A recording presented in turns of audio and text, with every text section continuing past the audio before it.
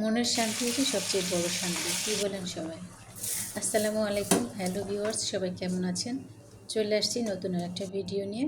আশা করি সবাই সাথেই থাকবেন।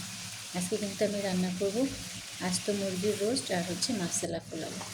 বিশেষ বিশেষ দিনে বিশেষ মানুষের জন্য কিন্তু বিশেষ আয়োজন করতে খুব ভালো লাগে। তো সেরকম আজকেও একটা বিশেষ দিন ছিল আমাদের, সেজন্য একটু বিশেষ আয়োজন। তো সকালে রোজার একটু বাজার করা হয়েছে, মাছ মাংস। তো সেখান থেকে একটা মুরগি আমি আস্ত রেখে দিয়েছি। মুরগিগুলো দেখে আমার মনে এই আইডিয়াটা চলে আসছে যে আজকে বিশেষ কিছু আয়োজন করব। এই জন্য একটা মুরগি আমি আস্ত রেখেছি। তো মুরগির রোস্টের জন্য আমি যেখানে বাদাম বাটা, কিশমিশ বাটা, গরম মশলা বাটা সবগুলো বেটে নিয়েছিলাম। আর বিশেষ রান্না করতে গেলে আমি একটু বাটায় বেটেই রান্নাগুলো করি, আমার মনে হয় একটু স্বাদ বেশি হয়। আর মশলা পোলাও রান্না করব, এখানে কিন্তু আমি আদা বাটা ব্যবহার করব, বাদাম বাটা, তারপরে হচ্ছে গরম মশলা আর দুধ, এই দিয়ে আমি রান্না করবো। এই পোলাওটা খেতে আপনার মাংস রোস্ট কোনো কিছু প্রয়োজন হয় না, আপনি বাটি ভরে এমনি খেতে পারবেন। তো প্রথমে কিন্তু পেঁয়াজ বেরেস্তাটা আমি করে রেখেছিলাম। আর একটা সিক্রেট আমি আপনাদেরকে বলে দিই, আমি সবসময় যখন পেঁয়াজ বেরেস্তা করি একটু তেলের পরিমাণটা বেশি দিই। কারণ কি জানেন, পেঁয়াজ বেরেস্তার তেল দিয়ে যদি আপনি পোলাও রান্না করেন এর স্বাদটা কিন্তু বেশি আসে।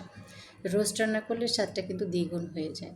তো আমি যেখান থেকে তেলটা উঠিয়ে নিই, এটা কিন্তু আমি পোলাওতেও ব্যবহার করছি আর রোস্টেও ব্যবহার করলাম। তো বিশেষ দিনের কথা বললাম কেন, আজকে একটা বিশেষ দিন ছিল। যদিও আমার হাজব্যান্ডের কোনো দিনও কোনো বিশেষ দিন মনে থাকে না, কাউকে সে জন্মদিনে উইশ করতে পারে না, কারোর ম্যারেজ ডেতেও আমি দেখিনি কখনো উইশ করতে। মানে রোজ ডে, হাগ ডে, যত ডে আছে এ পর্যন্ত তাকে দেখিনি। সেগুলো মনে থাকছে বা কারোর জন্য সে এটা পালন করছে বা উইশ করছে। আজকেও একটা বিশেষ দিন ছিল, তো ভাবলাম তাকে আমি একটা সারপ্রাইজ দিই। বাজার করে নিয়ে আসছে যখন, তো সে শুক্রবার যখন নামাজ পড়ে চলে আসছে, মানে আমার ইচ্ছে যে নামাজ পড়ে আসার আগে আমি সব কাজ কমপ্লিট করব। এই জন্য একটু তাড়াহুড়ো করে করতেছিলাম, কিন্তু আমার চাহিদা মতন আমি ডালাটা সাজাতে পারিনি। আমার ইচ্ছে ছিল আরও খুব বেশি সুন্দর করে সাজাবো।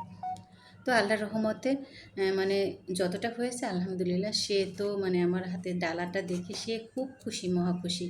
খুব হাসতেছিলাম, বলছি হাসতেছে কেন, যে আজকে একটা বিশেষ দিন তুমি সেটা ভুলে গেছো। আগে না খুব কষ্ট হতো, মানে জন্মদিনে উইশ না করলে, ম্যারেজ ডেতে যদি গিফট না দিত। এখন ইউজ টু হয়ে গেছি, কারণ কি মানে প্রথম থেকে দেখতেছি তো এরকমই করে আসতেছে, তাই এখন আর কোনো কষ্ট নেই।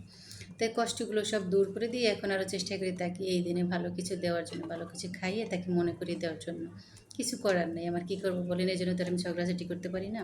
সত্ত্বেও হলে আমি তার অনেক লক্ষ্মী একটা বউ।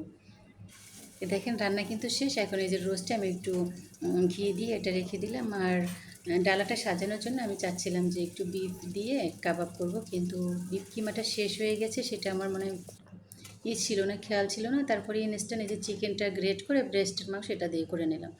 পোলাওটা দেখেন আমার হয়ে গেছে ঝরঝর। আমি এখন একটু ঘি দিয়ে এটা দমে রেখে দিব। এই পোলাওটা এত সুন্দর একটা ঘ্রাণ আসতেছে, এই প্রসেসে একবার পোলাও এবং রোস্টটা রান্না করে দেখবেন, ইনশাল্লাহ ঘরের সবাই খুব পছন্দ করবে এবং দ্বিতীয়বার আবার রান্না করতে বলবো যে এরকম রান্না করো। তো আমার কাবাবগুলো হয়ে যাচ্ছে। আমার খুব তাড়া, মনের মধ্যে একটা তাড়া কাজ করতেছে যে আমার হাজব্যান্ড আসার আগে আমি সব রেডি করবো। মানে সে জুমার নামাজ শেষ করে আসার আগে আমার সব কিছু কমপ্লিট করতে হবে। মুরগিটা কিন্তু এই যে সাজিয়ে এখন কিন্তু উপরে একটু বাদাম দিয়ে দিলাম। এখন ডালাটা সাজিয়ে নিব। তো রান্নাটা তো খুবই ভালো হয়েছিল, খেয়ে খুব খুশি। সবাই আমার হাজব্যান্ডের জন্য দোয়া করবেন, আমাদের জন্য দোয়া করবেন, সবসময় যেন ভালো থাকতে পারি, হাসি খুশি থাকতে পারি, আপনাদের মাঝে যেন সুন্দর সুন্দর ভিডিও প্রেজেন্ট করতে পারি, এই কামনা করি। আর খেয়ে দেখলাম এতটা টেস্ট ছিল, আলহামদুলিল্লাহ।